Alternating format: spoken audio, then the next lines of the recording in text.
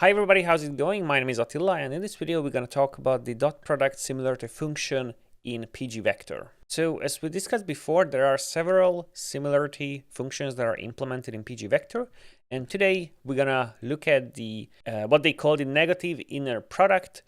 You can also call it the inner product, or you can also call it the dot product. Once again, let's look at a simple example. Let's say we have two vectors. We have a green vector, we have a blue vector. In the previous video, we discussed the cosine similarity, and cosine similarity only cares about the angle between the two vectors, so it only cares about the direction of the vectors. Now, in the case of dot product, it's slightly different because we also care about the magnitudes of the vectors. When you're calculating the dot product similarity, you will factor in the magnitude of vector A, the magnitude of vector B, and also the angle between the vectors. So this way you are considering the direction as well as the magnitudes. Now let's quickly look at the formula. So I have two formulas here. One is the algebraic one, the other one is the geometric one.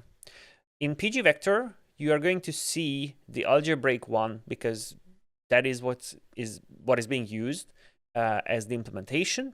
But I also wanted to show you this one because it makes it easy to understand how the magnitudes of the vectors, but also the angle between the vectors influence the overall dot product or inner product. So because of the formula, there is no predefined range for the dot product because it all depends on the length of the vectors.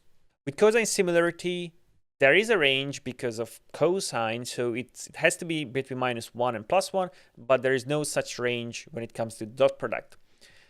There is an exception when you are working with normalized vectors. So for example, OpenAI, all the OpenAI embedding models will give you normalized vectors, normalized to 1. And because they are normalized, they have the same length. And because they have the same length, they actually will have the same range as the cosine similarity function. So it's going to be between -1 and +1.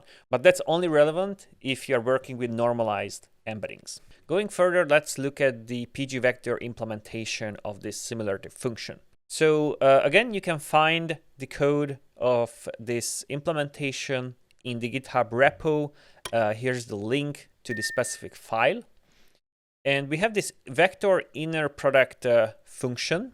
And this is much simpler than the cosine similarity function that we discussed in the previous video. But just to recap, this is the implementation. This is a formula that is being implemented in pgvector for dot product. And as you can see, all we are doing is just, first of all, multiplying the items in both vectors as we are iterating over all the dimensions, and then we are summing them up. That's going to be the dot product. Now, one thing I want to show you is the difference between the implementation of the inner product function and cosine similarity. I have both functions up side by side.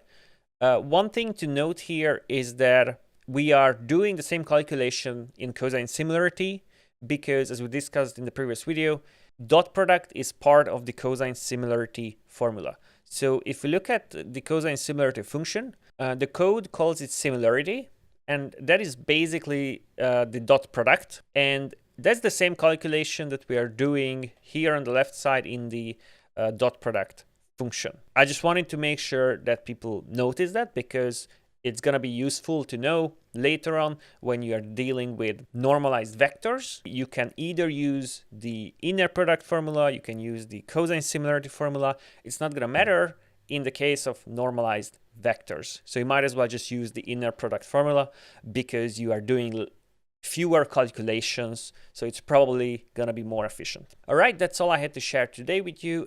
Thank you, and see you in the next one.